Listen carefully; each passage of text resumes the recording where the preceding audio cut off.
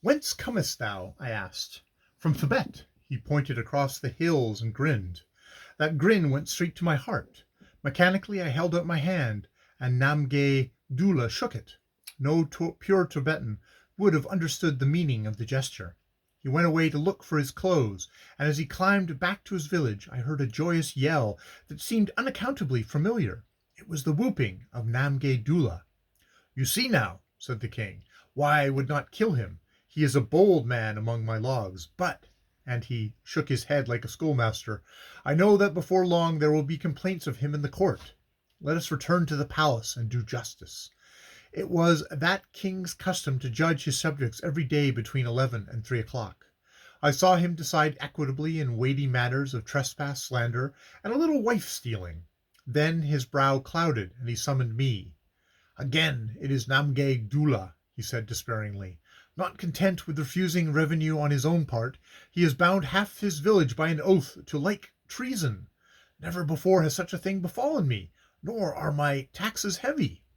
A rabbit-faced villager, with a blush rose stuck behind his ear, advanced trembling. He had been in the conspiracy, but had told everything and hoped for the king's favor. "O king," said I, "if it be the king's will, let this matter stand over till the morning. Only the gods can do right swiftly, and it may be that yonder villager has lied."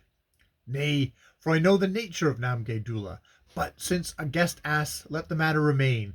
Wilt thou speak harshly to this red-headed outlander? He may listen to thee." I made an attempt that very evening, but for the life of me I could not keep my countenance. Nmgy grinned persuasively, and began to tell me about a big brown bear in a poppy field by the river. Would I care to shoot it? I spoke austerely on the sin of conspiracy, and the certainty of punishment. Nmgy's face clouded for a moment. Shortly afterwards he withdrew from my tent, and I heard him singing to himself softly among the pines. The words were unintelligible to me, but the tune, like his liquid, insinuating speech, seemed the ghost of something strangely familiar. "Dir hani mari yamandir, tuwiri alagi," sang Nmgy again and again, and I racked my brain for that lost tune. It was not till after dinner that I discovered someone had cut a square foot of velvet from the center of my best camera cloth. This made me so angry that I wandered down the valley in hope of meeting the big brown bear. I could hear him grunting like a discontented pig in the poppy field, and I waited shoulder deep in the dew-dripping Indian corn to catch him after his meal. The moon was at full and drew out the rich scent of the tasseled crop. Then I heard the anguished bellow of a Himalayan cow, one of the little black crummies no bigger than Newfoundland dogs. Two shadows that looked like a bear and her cub hurried past me. I was in act to fire when I saw that they each had a brilliant red head. The lesser animal was trailing some rope behind it that left a dark trace on the path. They passed within 6 feet of me, and the shadow of the moonlight lay velvet black on their faces. Velvet black was exactly the word for it, for, by all the powers of moonlight, they were masked in velvet of my camera cloth. I marveled and went to bed. Next morning the kingdom was in an uproar. Nmgy, men said, had gone forth in the night, and with a sharp knife had cut off the tail of a cow belonging to the rabbit-faced villager who had betrayed him. It was sacrilege unspeakable against the holy cow. The state desired his blood, but he had retreated into his hut, barricaded the doors and windows with big stones, and defied the world. The king and I and the populace approached the hut cautiously.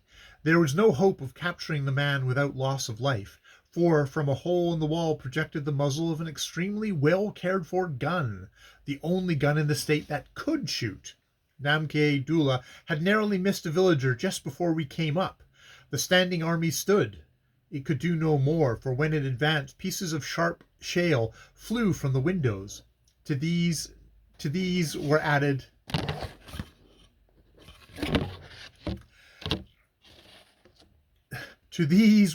from time to time showers of scalding water. We saw red heads bobbing up and down in the hut.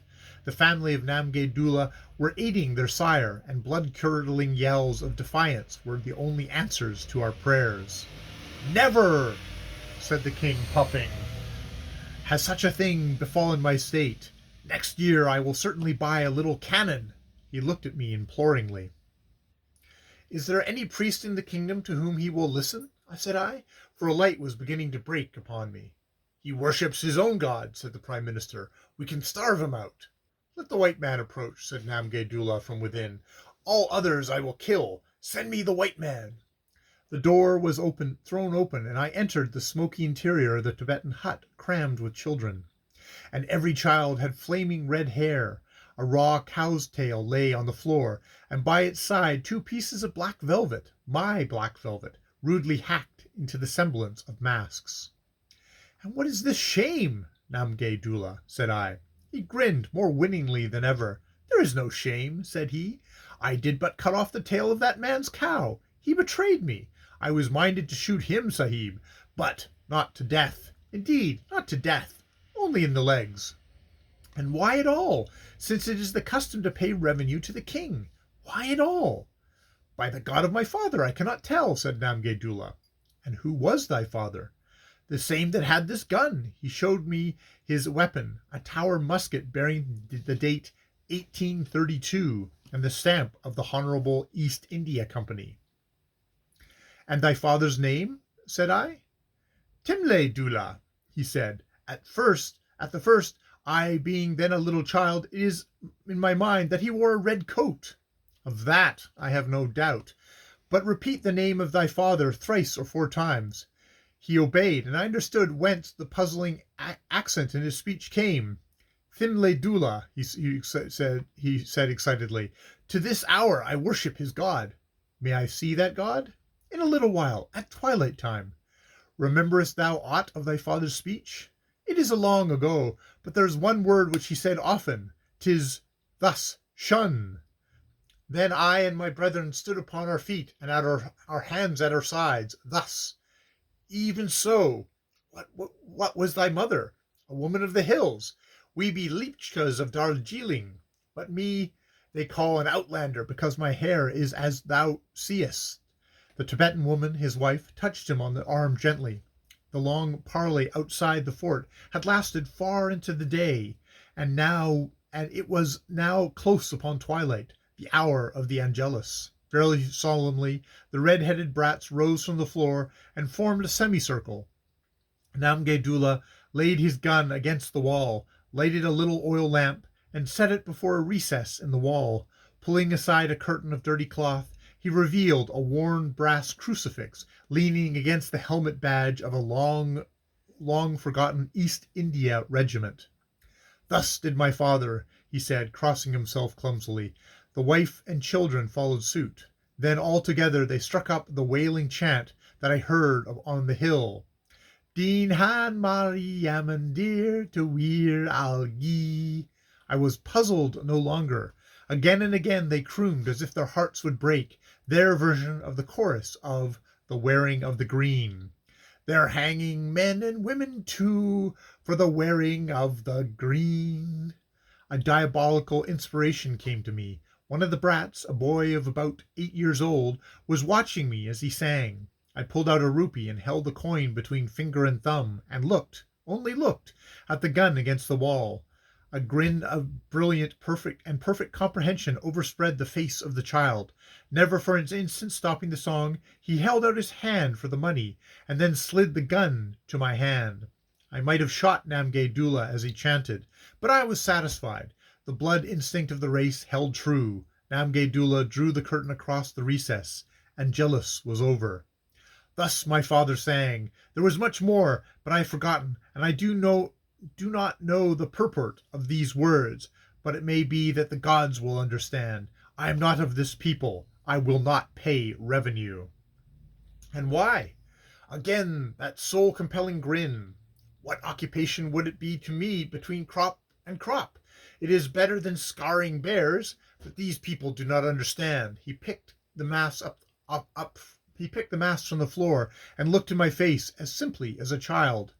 By what road didst thou attain knowledge to make these devilries? I said, pointing.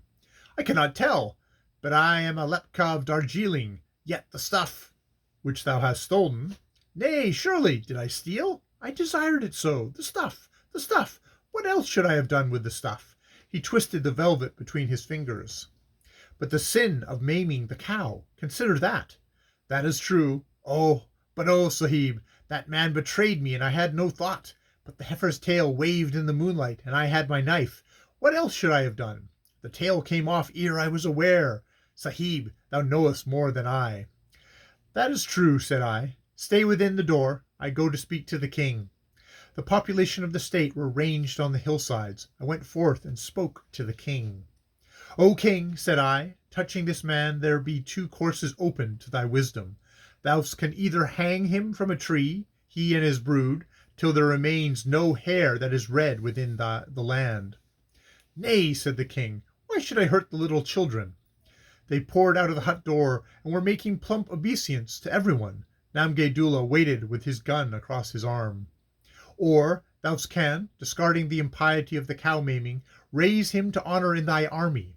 He comes of a race that will not pay revenue. A red flame is in his blood, which comes out of at the top of his head in that glowing hair. Make him chief of the army, give him honor as may befall, and full allowance of work. But look to it, O king, that neither he nor his hold a foot of earth from thee henceforth.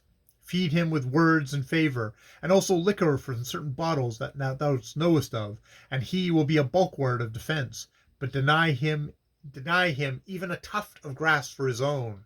This is the nature that God has given him. Moreover, he has brethren. The state groaned unanimously. But if his brethren come, they will shortly fight with each other till they die, or else the one will always give information concerning the others. Shall he be of thy army, O king? Choose. The king bowed his head, and I said, Come forth, Nmgy, and command the king's army. Thy name shall no more be Nmgy in the mouths of men, but Patsy Dllh, for as thou hast said, I know. Then Nmgy, newly christened Patsy Dllh, son of Dllh, which is Tim Doolan, gone very wrong indeed, clasped the king's feet, cuffed the standing army, and hurried in an agony of contrition from the temple to temple, making offerings for the sin of cattle maiming. And the king was so pleased with my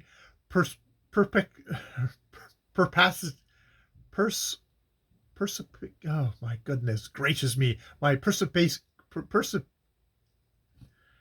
with my pause. And the king was so pleased with my perspicacity that he offered to sell me a village for 20 pounds sterling. But I buy no village in the Himalayas so long as one red head flares between the tail of heaven-climbing glacier and the dark birch forests. I know that breed. That is Nmgy by Rudyard Kipling.